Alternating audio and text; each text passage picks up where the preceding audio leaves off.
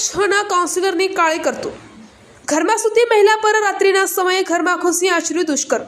પોતાના જ મત વિસ્તારમાં રહેતી પરિણીત મહિલા સાથે કાઉન્સિલરે આચર્યું દુષ્કર્મ। પતિ ઘરે આવી જતા દીપુ પ્રજાપતિએ પતિ પર હુમલો કરી માર માર્યો। પતિએ બૂમો પાડતા આજુબાજુના રહીશો આવતા કાઉન્સિલર દીપુને ઝડપી ચખાડ્યો મેથીપાક। સમગ્ર મામલાનો વિડીયો થયો વાયરલ। હાલ સમગ્ર મામલો આણંદ ટાઉન પોલીસ મથકે પહોંચતા ચકચકાર મચી ગઈ। મારી ઉંમર છે 35। દીપુભાઈ પ્રજાપતિ છે, એ મને કેટલા મહિનાથી ટોર્ચર કરી રહ્યા છે। મારા ઘરે આવ્યા હતા, આજે જબરદસ્તી મારા જોડે દુષ્કાળ કરીને ગયા। 11:30 મારા ઘરે આવ્યા હતા, ડાયરેક્ટ આવીને મારા પર ચડી ગયા, કપડાં ઉતારી નાખ્યા મારા। હા, એકવાર આવેલા હતા, પણ એવું મને ધમકી આલી હતી એટલે મેં કોઈને કહ્યું નહોતું। શંકરમાં વોટ 6 નંબર વોટમાં આવે છે ને, તેની પાવતી માટે ટોર્ચરમાં આવેલા હતા। મારો નંબર લઈ ગયા હતા, ત્યારથી મારો જો ટોર્ચરમાં છે। રાજેશ પ્રજાપતિ છે। શું ઘટના બની હતી?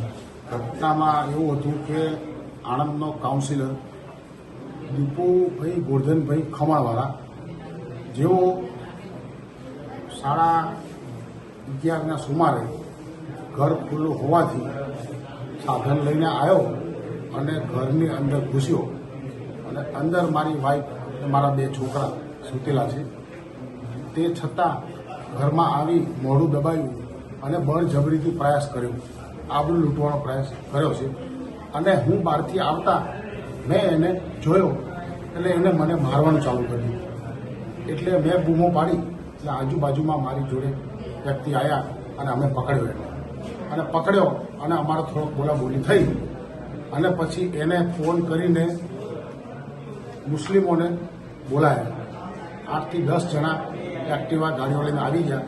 મેં એને ઘરમાં પૂર્યો હતો, તે છતાં ઝારીને ધક્કો મારીને મને પાડ્યો અને એને છોડાવીને બહાર આવીને અમને 8 થી 9 જણાને મારઝૂડ કરી અને જાનથી મારી નાખવાની ધમકી આલી છે।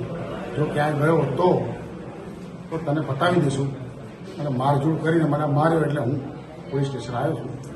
હાલ મેં FRI દર્જ કરાવી છે અને 9 વાગે સવારે બોલાવ્યો છે।